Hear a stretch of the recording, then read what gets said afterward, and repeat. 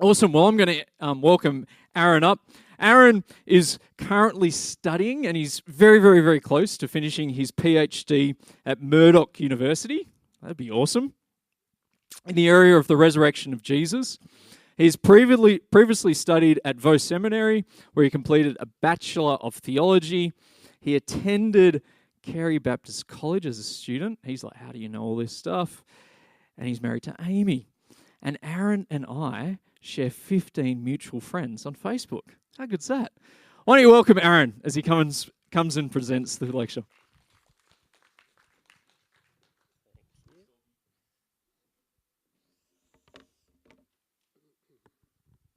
That's all right. I often Facebook stalk as well, so no worries. Well, it's really great to be here tonight. Thank you for inviting me. As he said, my name is Aaron Chidgzey. Just a little story. I remember at a conference once, the person moderating asked how to pronounce my name because my surname has a silent G in it, and it's a little bit weird. So I told him, and to his credit, he got it right, but got my first name, which I thought was the easy name. Got that wrong, like very wrong. So well done. I appreciate that. But yes, I am almost so close. Finished my PhD. And if you're considering a PhD, my advice would be to go outside, find an ant, follow that ant for about 3 days, and if you're still sane, then you have the mental capacity to complete a PhD. It's not that bad. I've really enjoyed it. I've loved every moment of it. Well, not every moment, but most of it. Overall, it's been great. My particular focus has been on the resurrection, which has been fascinating. I love that sort of stuff. I love talking about miracles and the possibility of God and God's engaging with the world for the simple fact that it's so weird. It's if you really think about it, it's a little bit odd. People coming back from the dead, people walking on water, turning water into wine. It's just weird, and I love it. And so my particular focus has been in systematic theology and New Testament studies, and I find apologetics is such a big part of that. I do believe that, though this phrase to me is like nails down a chalkboard, the burden of proof, it's so modernistically rationalistic, but I believe that the burden of proof does lie with the one making the proposition, and theology is about making propositions and statements about God. We have to present them in such a way that they are reasonable and rational, because I believe that they are reasonable and rational, and we do have reasons to do so, because God is reasonable and rational. So it's important that we do. So events like this, I think, are great. So good on you for coming out. Hopefully I can help provide something to think about, something to chew on. And again, it's a real privilege to be here. But I think theology and apologetics with it is first and foremost an act of worship. So I was wondering if you could grant me a moment to just kick us off with a little bit of prayer.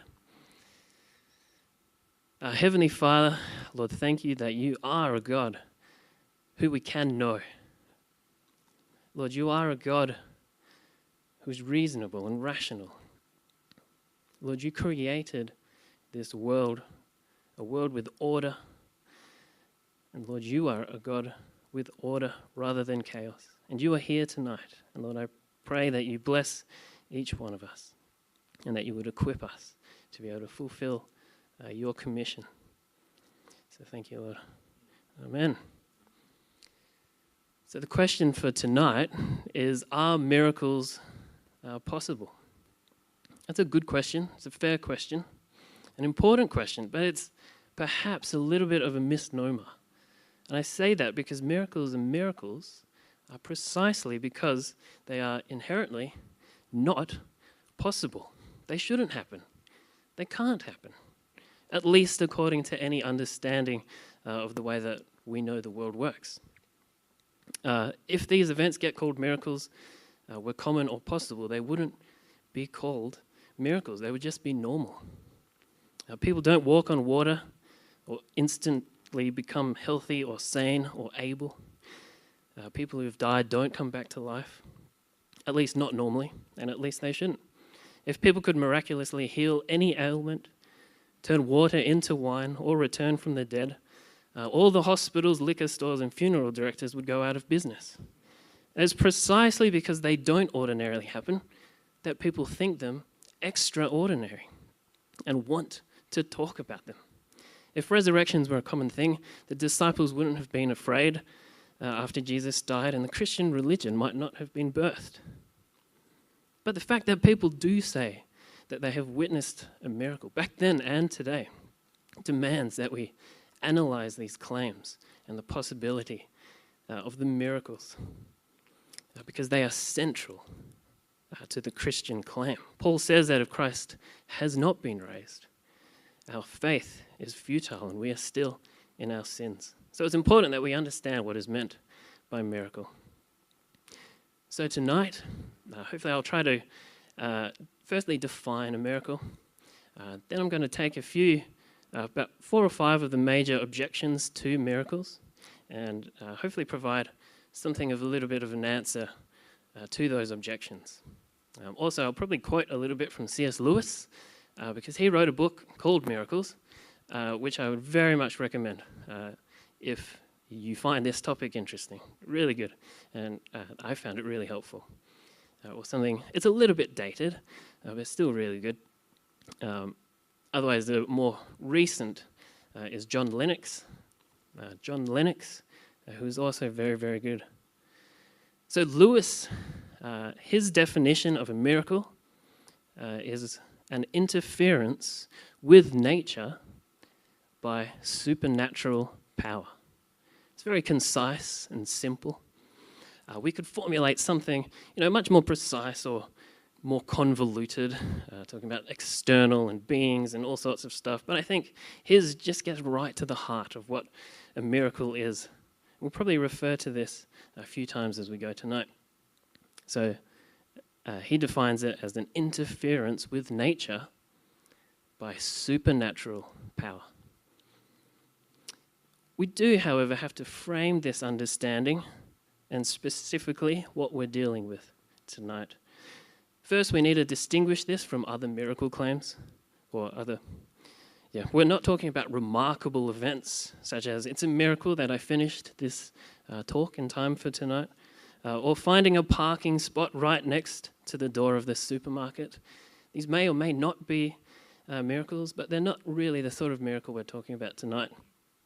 We're also not talking about an exceptional achievement, such as it was a miracle of modern medicine, or that engine is a miracle of design. The sort of miracle we are talking about tonight is a divine intervention, something unexplainable according to our present scientific knowledge.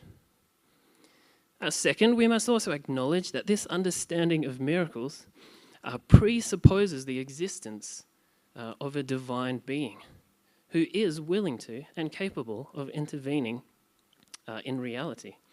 So if we say that a miracle is the interference with nature by a supernatural entity, that does presuppose that supernatural entity. Now that's a big presupposition, huge. And we don't have time tonight to really talk about or try to prove to you the existence of God, and I doubt that I would be able to in 45 minutes. So that's a much bigger question that we can address another time. But if you would humour me, tonight we shall presuppose the existence of a God who intervenes and interacts with the natural world and course of history. The third thing we need to consider are miracle claims of other beliefs or other worldviews or philosophies. Again, that is a much bigger issue that exceeds the scope of tonight's talk.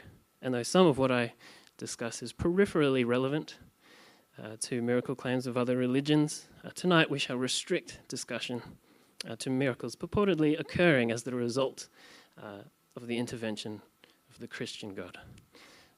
if we don't, we'll be here forever. So hopefully that's okay. So now, this sort of miracle has obviously, as I'm sure many of you are aware, has received a great deal of scorn and criticism.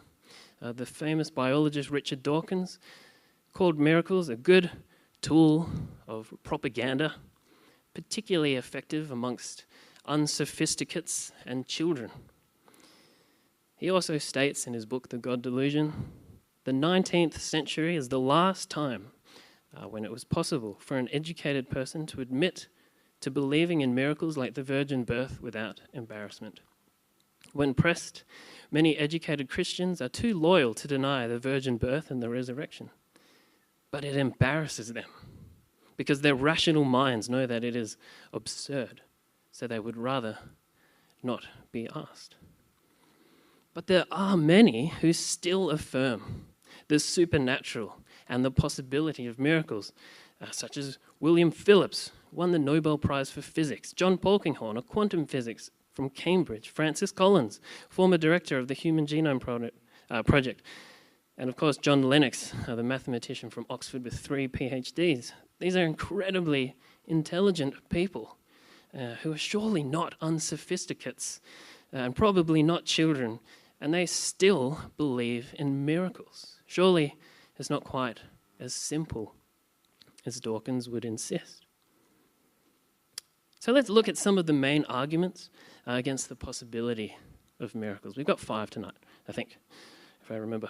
The first one is that there are alternative, natural explanations of what happened. Many people, strongly refusing to believe in the possibility of miracles, will work hard to find any alternative natural explanation. This is a common narrative motif in Friends, How I Met Your Mother, Hercule Poirot, Pirates of the Caribbean, Sherlock Holmes, and these people are often called a person of science. I am a man of science. I refuse to believe that there is no natural and scientific explanation. But even in trying to prove some of the miracles of the Bible, people will sometimes resort to providing a natural explanation, such as rising water levels that might have caused a flood, which might have led a person named Noah to build a big ark. People following star patterns to conclude that there was a star 2,000 years ago that just happened to go over Jerusalem, Bethlehem, that led the Magi to Jesus. The various earthquakes and eclipses throughout history, and people can say, see, that did happen.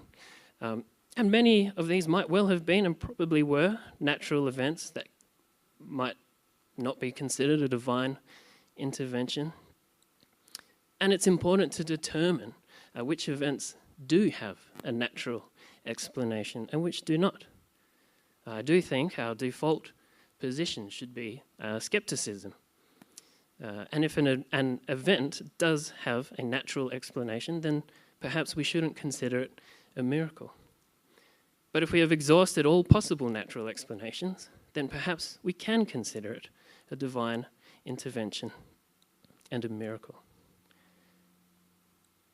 Argument 2 is that I have never seen a miracle. I've never seen a miracle. Quite a few people take this stance. Lots of people take this stance. They have never witnessed a miracle and therefore conclude that miracles cannot and do not happen.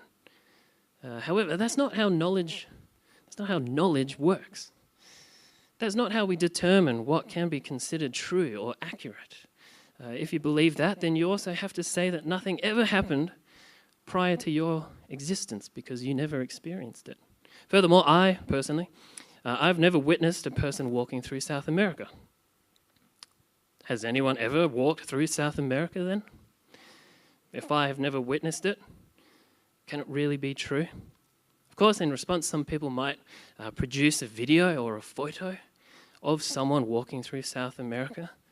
I might say that it is a fake, or I might go very postmodern and say that all I am really experiencing is a video or a photo rather than what's actually in that video or photo.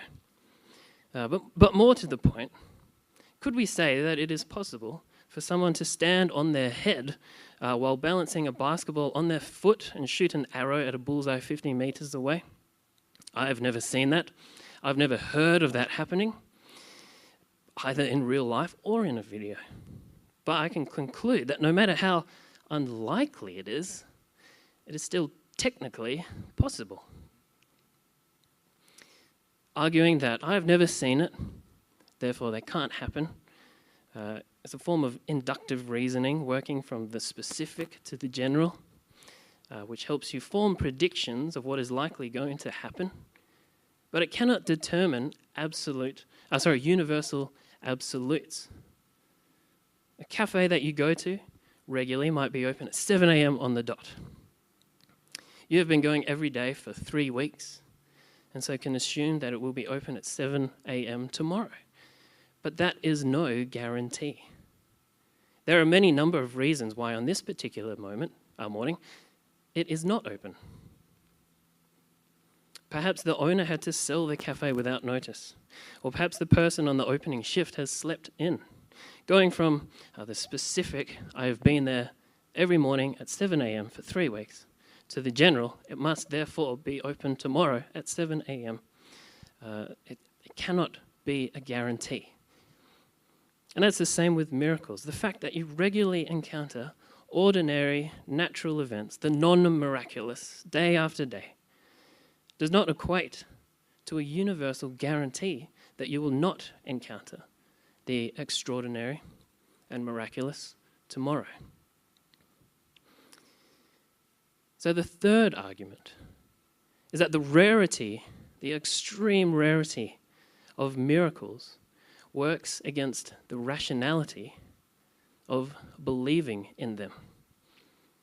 What I mean by that is a miracle or an event that might be considered miracle might have a 1 in 700,000 chance of happening. Any rational person might see those odds and think, oh, it's not going to happen. It's not going to happen. So with miracles, we think they're so extremely rare. We can't really say that they're ever going to happen.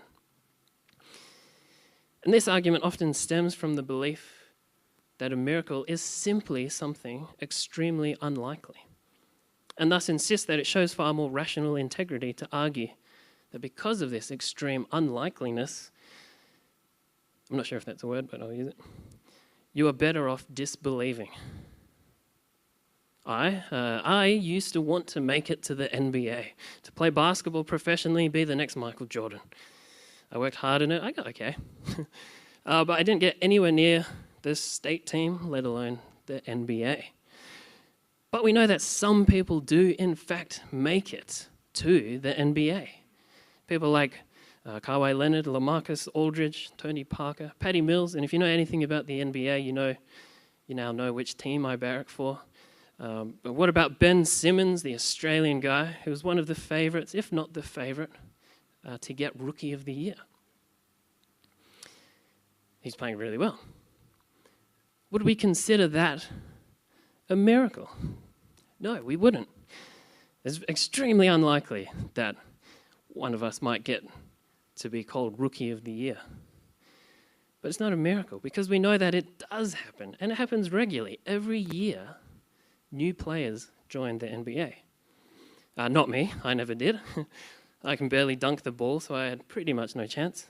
But if Greg Popovich called me up tomorrow and asked me to join the Spurs, I might consider that a miracle. But it is still technically, in the realm of possibility.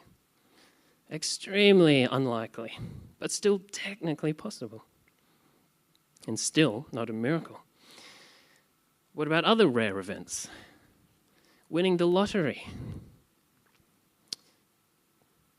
The odds for winning the lottery, or at least winning a huge amount of money from the lottery, extremely unlikely.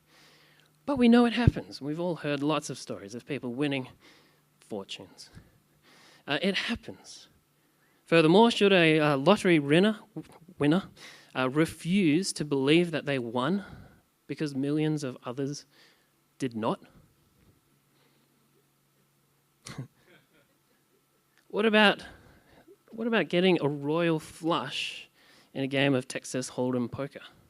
The chance of a royal flush out of 7 cards is about 1 in 30,940. The chance of it in 5 cards is about 1 in over 600,000. That's ridiculous. It's not going to happen very often, but it does happen. And I know because I've witnessed it. We were playing at a free league with some friends. I witnessed it happen twice in a row from the same deck. Think about it. The odds for that just blow my mind. We were all going a little bit crazy when that happened. I didn't win anything, but that's all right. Yeah. So the Scottish philosopher, David Hume, he argued something similar.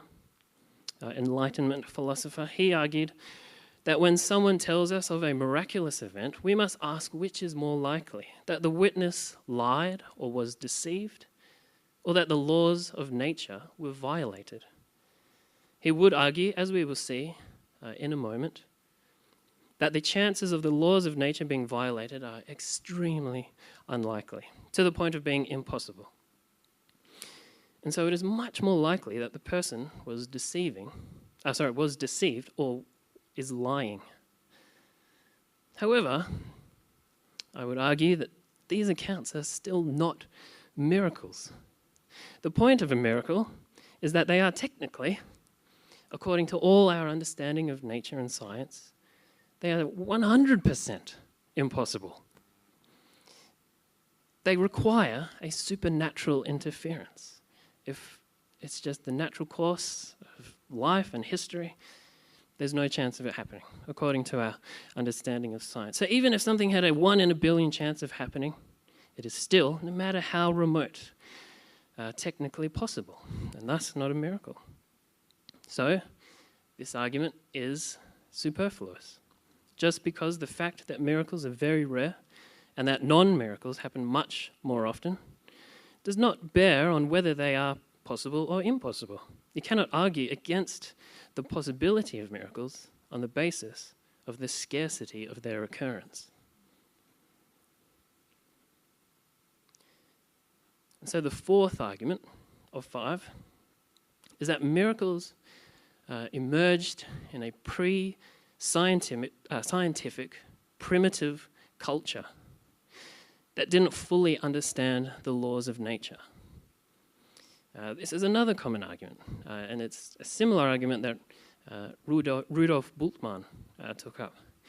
The miracles recounted in the Bible were witnessed and reported by people from a civilization that existed before the Enlightenment, before our modern scientific understanding of the world. And so they had very little understanding of how the world worked. Now, of course, we do know much more today than they did 2,000 plus years ago. Our understanding of the world and of reality is much more advanced. However, we must be very careful not to play their intelligence down too much. After all, some of them implied a recognition of the spherical nature of the world. From Pythagoras in the 6th century BC and Aristotle in the 4th. They said the world, well, interpretation is debatable, but it seems like they said the world is round. That's a long time ago. And many civilizations back then had very precise understandings of the seasons and of agriculture, such as the Egyptians, whose lives depended on the rise and fall of the Nile. And the ancient Romans had incredible understanding of engineering and architecture. Some of their original constructions made without cement are still standing. I've seen some of them. I've even been brave enough to stand beneath their ceilings. These people weren't necessarily dumb. They didn't necessarily have no understanding of how the world works. More pertinent to our discussion is that the only way that these ancient people would have believed an event to be a miracle would be because they did actually have some understanding of how the world normally works. In order to recognize an event as miracles, you have to have an understanding of the laws of nature in the first place. So they've kind of been that simple-minded. The only reason they made a big deal out of Jesus walking on water was because they knew that water is a liquid, not a solid. So this primitive culture might not have had a detailed understanding of the workings of the universe, but they had to have known something about the laws of nature. Otherwise, they wouldn't have been able to know that an event actually contradicted those laws. And this is especially obvious when it comes to the resurrection. People might be able to argue, ineffectively in my opinion, that the disciples stole the corpse, or that Jesus never really died, or that the disciples were lied to. But what people cannot argue is that the disciples were mistaken, that they didn't know that people stayed dead. I'm sure they knew very well what happened when someone died. I think they knew very well what happened when the Romans wanted you dead. They knew that according to the laws of nature, when someone dies, that person does not come back to life. In fact, they probably knew the reality of death, what it meant, perhaps much more better than we do today in our comfortable Western society and our modern medicine. So they knew very well what they were saying when they said that Jesus had risen from the dead. Hence the argument that miracles do not happen because they emerged out of a primitive culture fails to convince. The fifth argument is that miracles are violations of the laws of nature and therefore cannot happen. This is the biggest and most common argument, so I'll spend a little bit more time on it. In 1937, the German physicist Max Planck said, "Faith in miracles must yield ground, step by step, before the steady and firm advance of the forces of science, and its total defeat is indubitably a mere matter of time." I've heard this sort of argument quite a few times before. If you've heard of the God of the gaps argument, that the progress of scientific knowledge is slowly demonstrating more and more that belief in God is superfluous and irrational. Eventually, science will show that what we think is supernatural or miraculous can be explained rationally and empirically.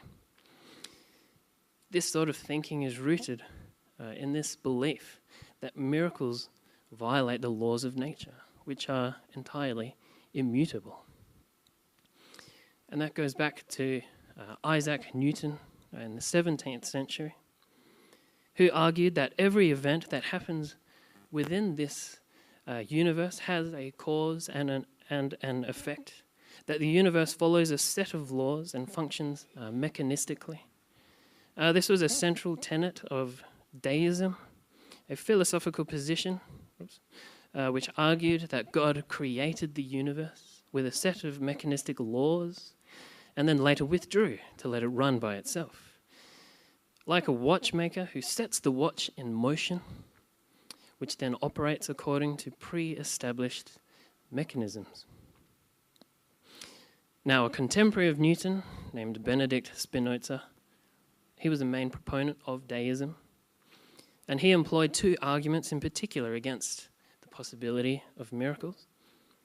The first is that the laws of nature are unchangeable, flowing out of the inherent unchangeability of her creator. Hence, a miracle would require a change in the essential nature of God himself, which he argued does not happen. Therefore, it cannot happen. Secondly, proof of God's existence comes from the order and constancy of nature.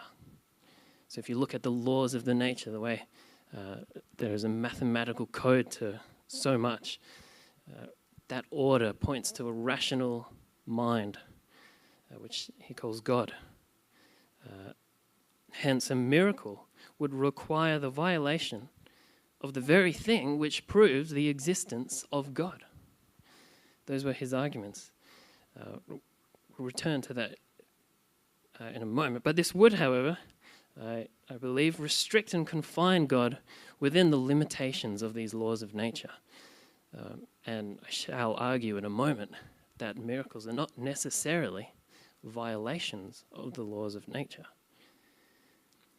But a little bit later, back to Scotland, back to David Hume, I have a quote by him. He was famous for his skepticism.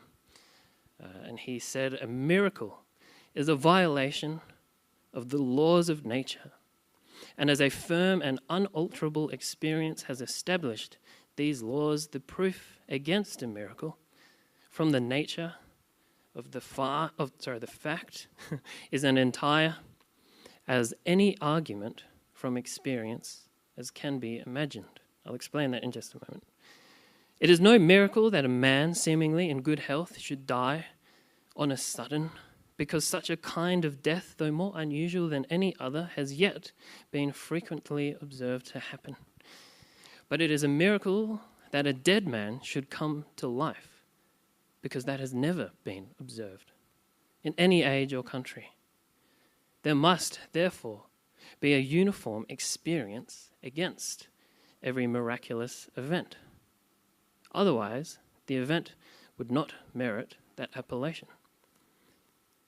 So let me just explain that.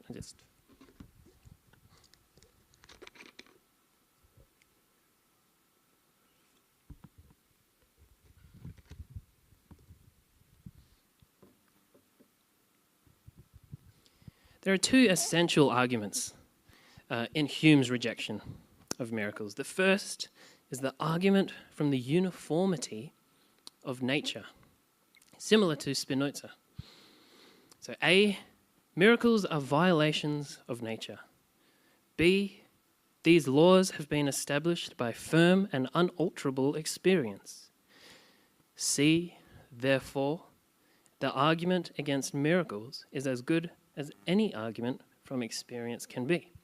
In other words, the argument against miracles is as strong as any argument that can be made from our experience and understanding of reality. So I might say, this is solid, right? That I've experienced it as solid, I've said it, I've demonstrated it. That is a good argument from experience. For Hume, he would say that the argument against miracles is just as good as that, because they are violations of nature.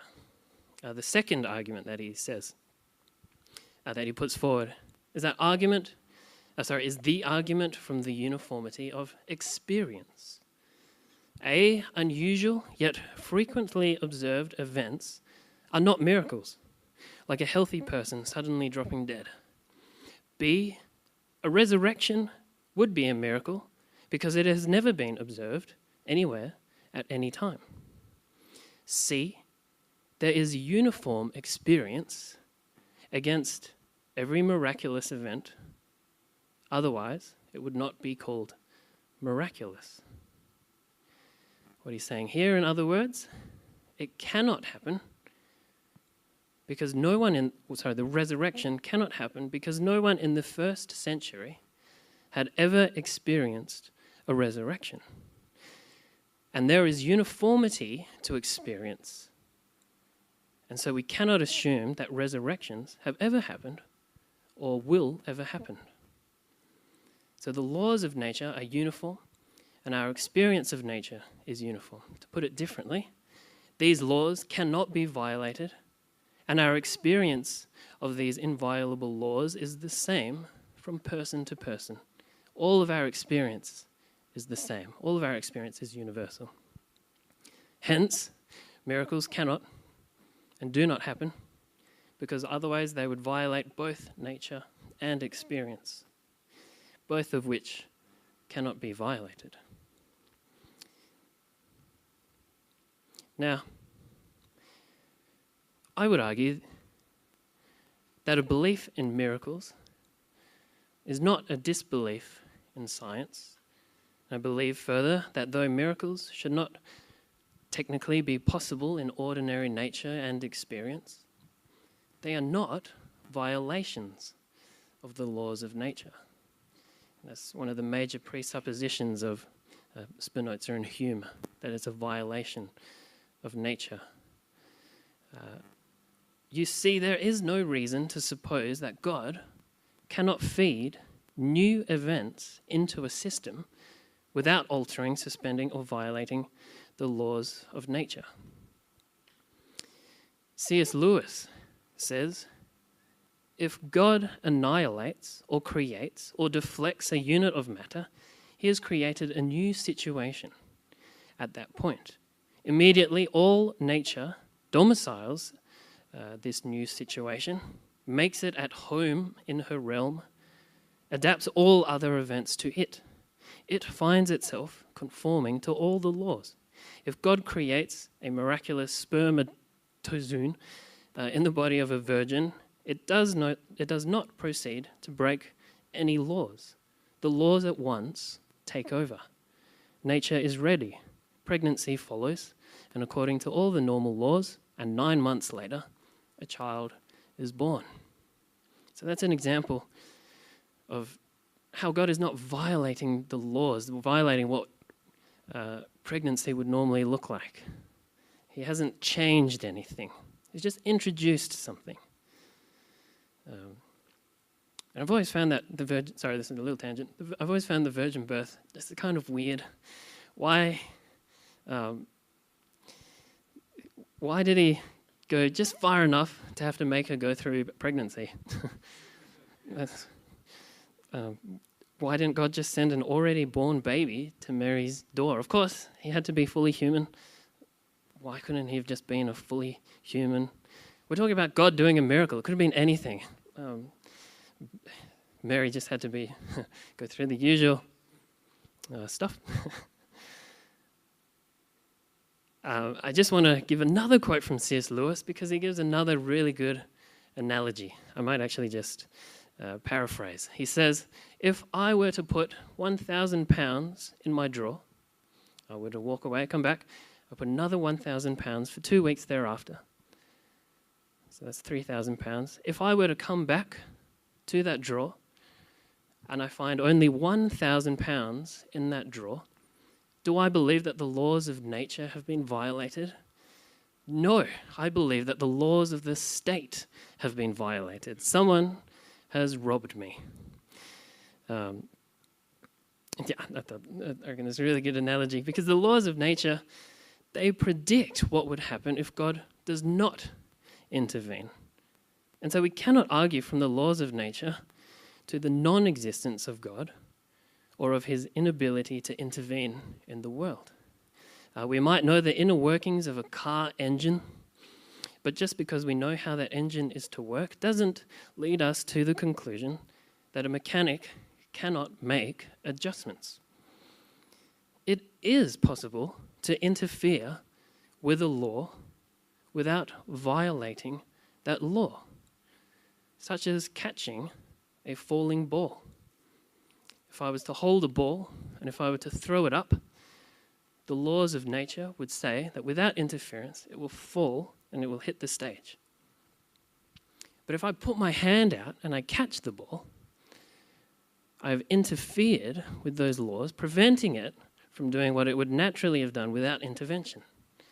But I haven't violated or changed or interrupted any of the normal laws of nature. And this is the same... So it is possible to interfere with those laws of nature without violating them. And so with the resurrection of the dead, perhaps one of the biggest miracles of the Christian religion, the hypothesis with the resurrection is not that Jesus naturally rose from the dead, because that probably would be a violation of the natural laws, but that he rose as a result of a divine intervention. This doesn't say anything against the laws of nature. And so you cannot argue from the laws of nature to the impossibility of the resurrection. Because we're not saying it happened normally. We're saying that God did it. And this is where scientific theories, perhaps they might only get us so far. I'm a big advocate for good science, but they are always descriptive, not prescriptive. They only tell us what we can see, what we've experienced. They won't guarantee what will happen every time. There's no guarantee.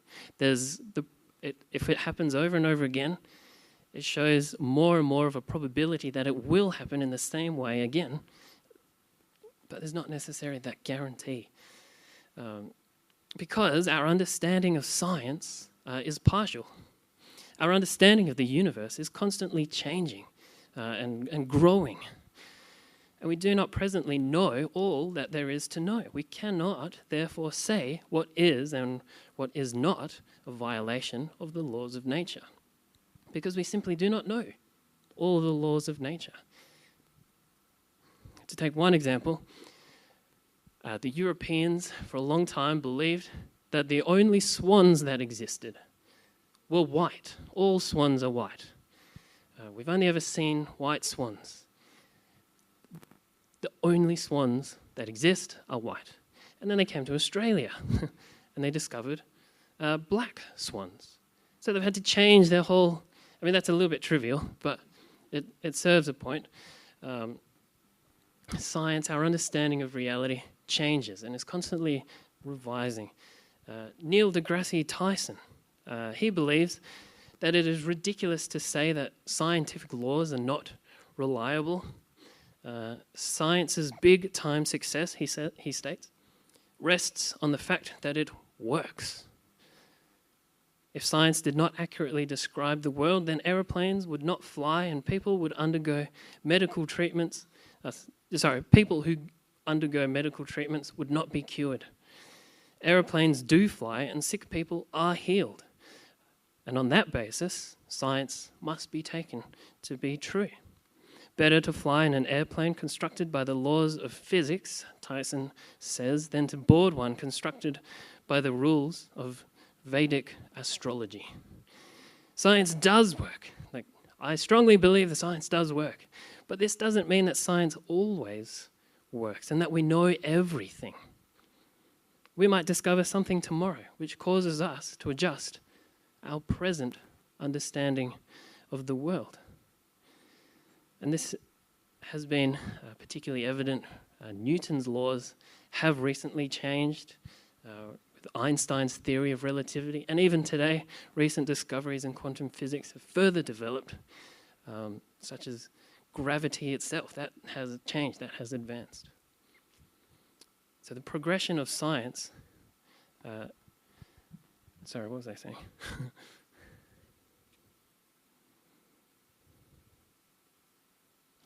Sorry, I've lost my train of thought there. But I will note that the progression of science, it does separate real miracles from superstitions as well. So the argument, are miracles violations of the laws of nature? I do not believe that they are violations of the laws of nature. They're just that God is adding something, inserting something, a little intervention here. However, we get to a point, hopefully I've been trying to kind of unpack some of the stumbling blocks, as the New Testament calls it, to a understanding of miracles. However, our arguments will always come to a bit of a screeching halt when faced with the barrier that is the presupposition that I mentioned earlier, which is God's existence or non-existence. We can argue and present evidence and lots of things to try to convince somebody that this miracle has happened and that it was a miracle. But if they truly, honestly cannot come to the belief that God does not exist and that he does not interfere, this person will come to any number of alternative explanations. Without the presupposition of God's existence, for example, some might think it more likely that, as ridiculous as it sounds, aliens stole the body and sent a replacement clone as a social experiment. That is ridiculous. Even if the likelihood of that happening is 1 in 7 billion, if you take the possibility of God out of the equation, that is still 0. And the possibility of 1 in 7 billion is still a better possibility than 0 chance. Now, we might not be able to convince them, or all of them, of that miracles do happen, but hopefully we can kind of unpack some of those stumbling blocks that prevent them from having a belief in God.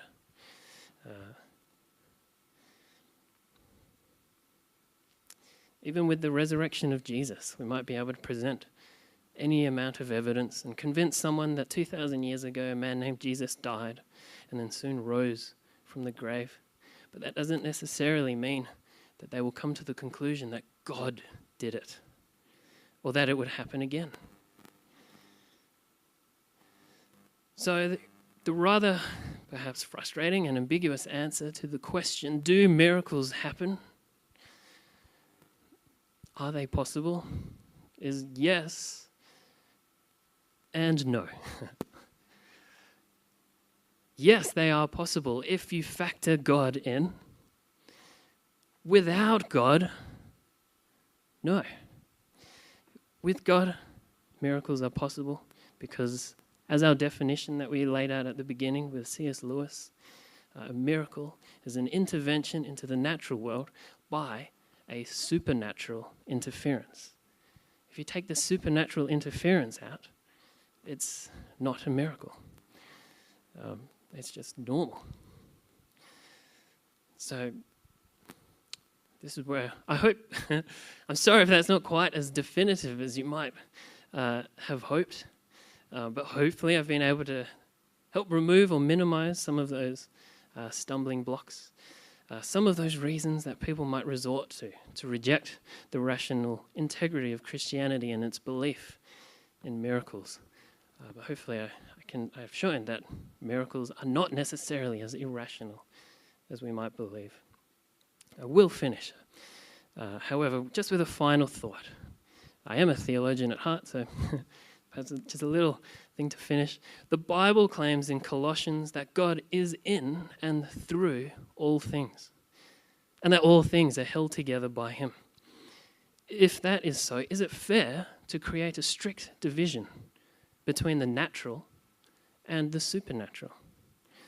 If we believe that God is in all things, could that mean that everything is a miracle?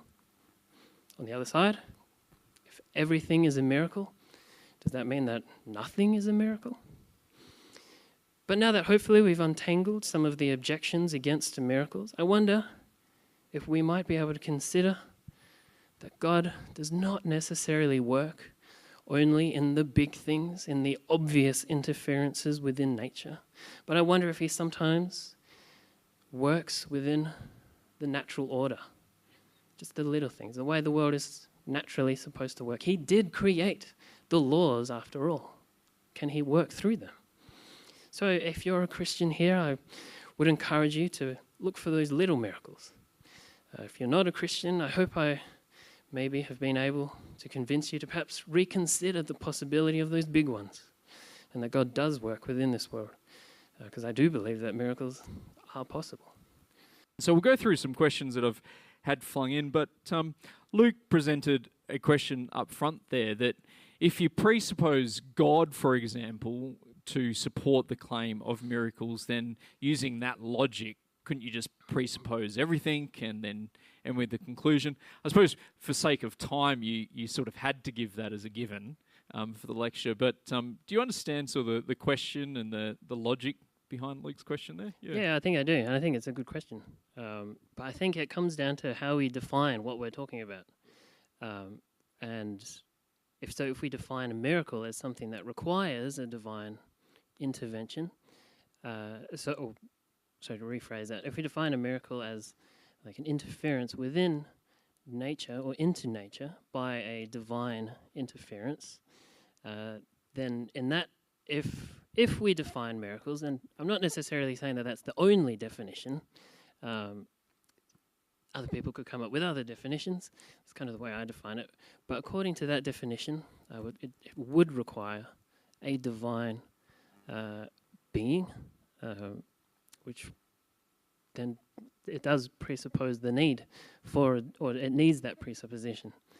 So I guess it depends on how we define something. So drums, for them to be heard, we presuppose the need for a drummer. Otherwise, they're going to sit there doing nothing. I don't mean to trivialize the question, but hopefully that's just a little illustration. And I suppose the question would also be, if the proposition is logical, then the premises following it are logical, then the conclusion has to be sound as well. Is that sort of how you would articulate it in? Yeah, I guess so. In question of logic and reasonability and yeah. But again, it depends how we think about logic.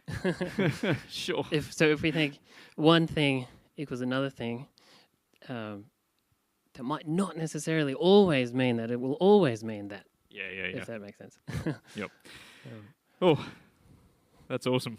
It just kind of points to the probability. Yeah, that's it.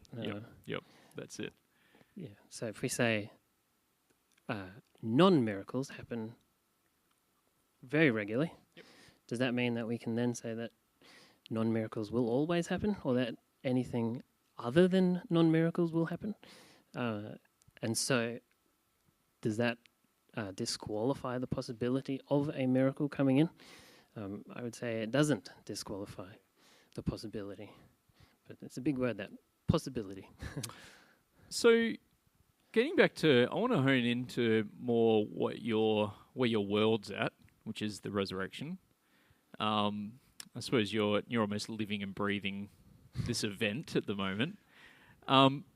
Why doesn't a purely naturalistic sort of explanation satisfy you in what happened, almost 2,000 years ago? What is it about the claims historically and other evidences that you put in to play there that a purely naturalistic sort of explanation doesn't satisfy you? Yeah, well, the various other explanations, for example, the swoon theory, which is the theory that Jesus never actually died, that he kind of passed out and people thought he died and they took him away and then he woke up. So similar to what Muslims believe? Is that sort of... They do... to be honest, I'm not entirely sure. But they do, I know that they believe that he didn't die. But yeah, something like that. But there have been a few doctors even who have said that, and these particular ones were largely discredited. But for me, it comes down to the way that the resurrection was actually spoken about. Because the term or the phrase resurrection of the dead meant something huge in the first century for the Jews. And it was tied up closely with God acting in the world. For the Jews, the notion of resurrection was connected to God's judgment and to the end of history where God would come and he would recreate and do all of that. So I tend to think that a Jew in the first century would not have used the language of resurrection of the dead unless they believed that something enormous happened and something that only God could have done. Does that answer the... Yeah, no, that's great. Yeah, yep. So excluding resurrection, let's sort of eliminate that for a bit, that event. What is the point of miracles? What purpose do they serve to us? What is the point of them? Obviously, the resurrection has some theological weight behind it, but miracles that occur today and so forth. Why does God intervene? Why does God? Yeah. Yeah. Well, I actually think it's a case by case something that we need to take miracle by miracle, because there could be lots of different reasons. John uses the word sign when he doesn't use the word miracle or something like that. In the gospel, he uses the word sign, and there are actually 7 of them. Not that that's super important, but I like the number 7, comes up a lot. And so for John, the purpose behind Jesus doing these miraculous things was a sign towards something else. And it demonstrated, for John, miracles demonstrated Jesus' authority over creation and over time and over everything, and even over death. And so it was a sign that pointed to something. But I think ultimately, miracles, they demonstrate a God who actually cares for his creation. Miracles are an example of the way that God has not left the world to its own devices. And I think that shows a real care. We might question, why doesn't he do a miracle here? Why doesn't he do that? And those sort of questions, I don't know. I'll ask him when I get there myself. But when he does, I think it shows that he cares for his creation, that he's taking it somewhere. He's doing something, and he's invited us to witness it and to actually be involved, to pray for others and to expect the supernatural and things like that. So, that's generally.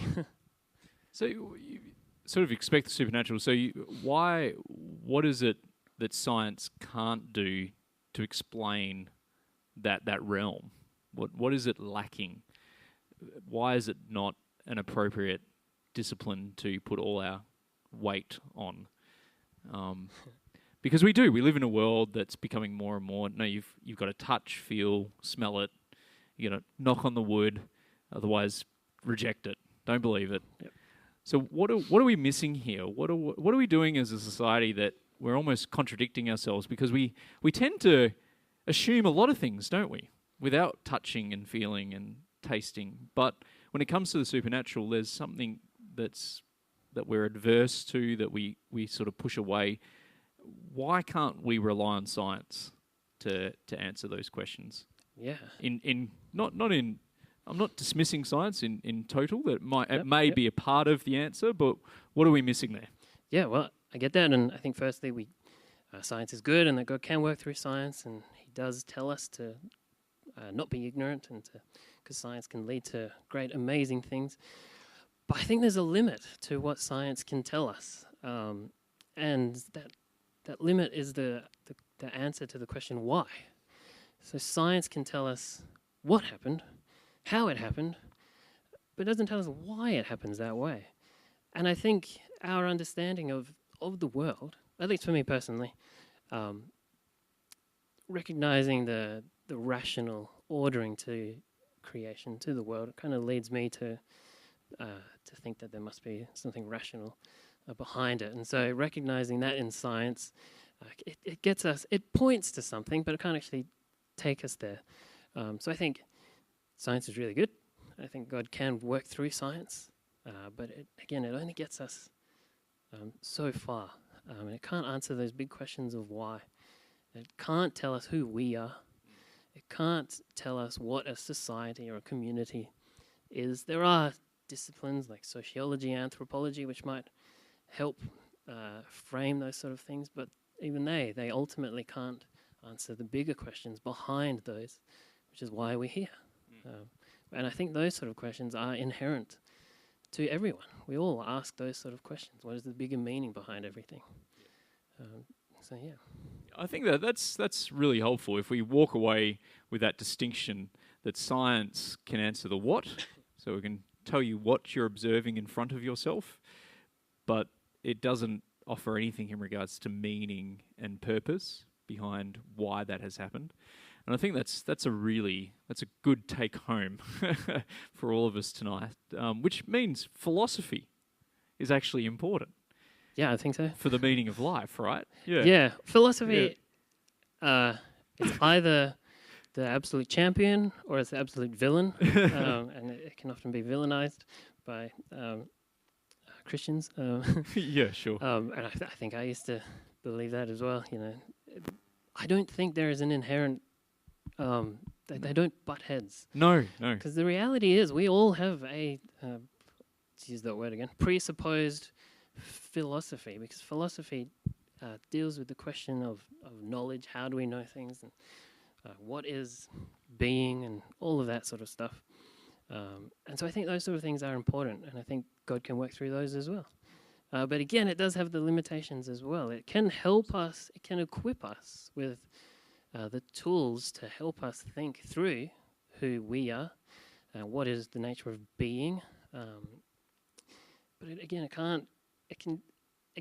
help us get there, but it can't answer the question of why and what does this all matter. That's good, man. That's great. I've got a question here. What is the role of witness and perspective with perspective of miracles? So both in that the micro and the macro. So the example given here is Jesus rose from the dead. There were many witnesses, up to 500, including the disciples. Yet we also have doubters that have a different perspective. So what is that role of witness when we're looking at miracles? How much sort of burden of proof do you put on that as someone that's studying the resurrection? Yeah, very good question. Yeah. And it does place witnesses are important. They do have a big role. And certainly for Paul in 1 Corinthians 15, he lists off quite a few. He actually lists off more than 500. He lists off the 12 and himself and a few others, and then the 500. So for him, it was important. But again, there are doubters, including the disciples. There are instances where there's this weird part where they're having breakfast with him and they say, "Oh, he is Lord," but then they throw in this weird sentence, "but some doubted." But I think that is because what happened in the resurrection was an act of new creation or recreation. It's framed as something new. That's why Jesus, when he came back, he could kind of walk through doors and disappear and do all of this crazy stuff. But he could still eat, and he didn't fall through the floor. He still breathed. Like it says, Jesus breathed on people. So there's still that kind of material aspect to it. But there's still something a bit different, and they couldn't quite put their finger on it. I think that's something that Paul is also trying to grapple with in 1 Corinthians 15, and he uses several different analogies to try and unpack it, such as a seed that is planted, then turns into a big tree. Very different, the same thing, but very different. So I think that's kind of why some doubted with the resurrection. When it comes to other miracles, if people believe they've witnessed a miracle today, I think that is very, very important, and we should take people's testimonies. We should seriously consider them, and it's very easy to just write off these ridiculous claims that we hear, or it could be very easy for people. But it also comes down to what Hume. He was a skeptic. A critic of miracles, but he does have this thing where how can you know if somebody has actually witnessed a miracle, which is more likely, that they have been deceived or are lying, or that a miracle happened. And for Hume, it was never the miracle. They were always deceived or lying. So for us, when we hear about a witness, if someone comes up to us, like if my wife came up and told me something amazing happened, I have no reason to not believe her. Usually. No, I don't have any reason to mistrust what she's telling me at all. Ever. So in that instance, I would take what she says very, very seriously. And of course, if there was no one there to witness it, did it ever happen? Yeah. And so witnesses are really the only way for other people to find out. Yeah. But again, with Luke, in the Acts or Luke, one of the two, he says he essentially interrogates all of the sources, and it sounds like he's actually gone and he's spoken to witnesses. So we do also have to keep that healthy, critical skepticism, because we might trust someone implicitly, but then we should go and kind of test it, check it out for ourselves. Because if we just uncritically accept everything we hear, who knows what we'll become? We'll become super gullible people who... Modern Australia, yeah. Modern Australia. I'm joking. I'm joking. Yeah. No, that's great. Cool. That's really good. I remember a quote from a guy by the name of William Ramsay, Sir William Ramsay. He was knighted, and he's a historian in his own right. But in examining Luke, who wrote the Gospel of Luke and Acts, he goes, this guy is the best of historians. He did his research, he documented well, and there is reason to think that we need to take this guy seriously. You know, he is a good historian in his own right, even though he is writing about theology and events surrounding the resurrection of Jesus. We still need to take him pretty seriously. And so, yeah, there's stuff that we can sort of hold on. And I guess we are fairly skeptical, aren't we? We live in a very skeptical society, and we just sort of throw these things out the window. But these are books written to record history as much as they are to give us theological insight as well, aren't they? Yeah. How does God, enacting miracles, not violate our freedom? That's a good question. We can think about it later. Yeah. Yeah. So how does God act? And by him doing miracles, how does he actualize miracles without preventing human freedom? Yeah. Yeah. So, as an example, do you mean like a miracle that would get in someone's way, or? Yeah. Do miracles necessarily that you can see? We'll use the miracles listed in the Bible. Do they always prevent human freedom, or does God interact? We'll take the resurrection. Does God interact in human history, but also allows human freedom to either reject or to follow him? I guess. Yeah. Yeah. Well, I guess that's a good question. And I think, like the quote that you mentioned before, that there's always that balance between giving enough that people can come to a conclusion, but not, but also giving not enough that they have the freedom not to believe. Yep. The problem with, like, if it's one of the big, crazy miracles, and someone witnessed that and saw that, I would like to think that would be extremely hard to come to any conclusion except that it was a miracle, that God did it, and therefore, wow, this God is amazing, that this God is powerful, and I should follow him. But I think in the Gospels, like, there are accounts where a miracle has happened, but people don't believe it. They reject it. Jesus heals certain people, and they're like, "Oh, really? Well, he's walking, but I don't know if it was Jesus." I think when people are so entrenched in like a rationalistic way of thinking about the world, again, any conclusion for them would be better than thinking it was God doing it, or a God. Because I believe that one of the purposes behind miracles, though it can be a sign pointing to God or to God's kingdom or to something like that, or can suggest God's authority, whatever that be, whatever that particular miracle means. Where was I going with this? Hold on. You're mentioning that it could be a signpost. That's right. Yep. I don't think that they necessarily will always lead us to a belief in God.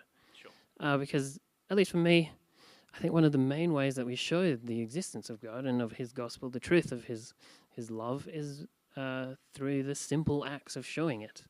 And I think that's really what God is asking of us and what God relies upon. I think that is the way that He works more often than not. And we'll just kind of do a little thing over here and a little thing over there when He needs something specific done. So sometimes that might, and I think it probably does, lead to someone believing in the existence of God. And that kind of interference, it's so obvious, perhaps, to them that they can see no other than God. Maybe that is a violation of their free will. I'm not sure. Awesome. I'm gonna let it off you now. You're under the pump. I just want to again. Can we just thank Aaron again for spending the night with us? Thank you so much for coming down, mate. Thanks for having me. And putting the effort into prepare to present for tonight. It's awesome that you were able to do that with us. Just before we let you go, what you mentioned C.S. Lewis's book Miracles. Is there anything from current writers that you would suggest for people to go check out? I can't recommend John Lennox strongly enough. Yes. Yeah, he's great. He's really good. Pardon me. I think I first encountered him, his work at seminary, at Vos Seminary. What I like about him is he doesn't come out with a drive to win. He doesn't have this win at all cost mentality, which I think is sometimes very easy for us wanting to defend God. It's very easy for us, as though God needs defending. It's very easy for us to kind of slip into this mentality where, I have to win that person, because these sort of debates, they can often get very personal, and often a lot of people can respond perhaps not quite as Christ-like as they should have. And John Lennox, he has gone into some of the most aggressively atheistic settings, and he's stood up and he's preached the gospel. That's why he takes some of these arguments that have been posed against him, these stumbling blocks, and he kind of dissects them. And so often, more often than not, the people that he's debated with, Dawkins, Hitchens, whoever, they'll just come back with some scathing attack on, like an ad hominem attack on him personally. He'll just brush it off, preach the gospel. That's what I like. He it's not a win at all cost mentality. He knows his opponent might not agree, might or might not become a Christian as a result of this debate. But he just kind of, he lets the Spirit work through him. He lets God work. I think that's, I think for me, that's my favorite sort of apologetics, one that is not like aggressive, but yeah. So he's actually he's got a number of videos on YouTube as well, number of debates. So if you're a YouTuber like I am, I'm pretty addicted to YouTube. I'll just confess that. There's so much on there. It's amazing, eh? You click the recommended buttons and you just end up on videos and you're like, why am I watching this? Like, this is useless information. But anyway, and he's got heaps of information, resources on mediums like that as well. Oh, he does. Yeah. He's got so many, very many. Yeah. Another would be Alistair McGrath. Yep. He's another Brit. Yep. He's put out perhaps not as many as John Lennox, a few. But he's got some really good resources, such as The Twilight of Atheism. It's a pretty heady book, but I quite enjoyed that one. So he's got some really good resources as well. Because he was kind of mentored by the theologian that I am looking at named Wolfhart Pannenberg. Pannenberg's big thing was presenting theology as a rational endeavor, and he spends a lot of time talking about all the various philosophy and science. He's got a book called The Philosophy of Science, and Anthropology and the Theology of God, and all these crazy books which are so hard to read. But anyway, he's kind of inspired people like Stanley Grenz as well, and Alistair McGrath, and thinking through theology apologetically, rather than just making broad sweeping statements. They present the arguments for it, and that's the sort of theology that I like, where it's apologetical. That's great, mate. Well, again, thank you. Thank you so much for coming out tonight, guys. Feel free if you've got a running up question. I'm sure you're happy to hang around for a few minutes afterwards. Yeah. And please keep in contact with us either via a Facebook page. You can get hold of me directly, Luke, at thereddoor.cc. So any questions or any ideas, guess what? I don't mind a bit of critique. So if you think we could run it a bit differently or any ideas, then it is always welcome. So thanks again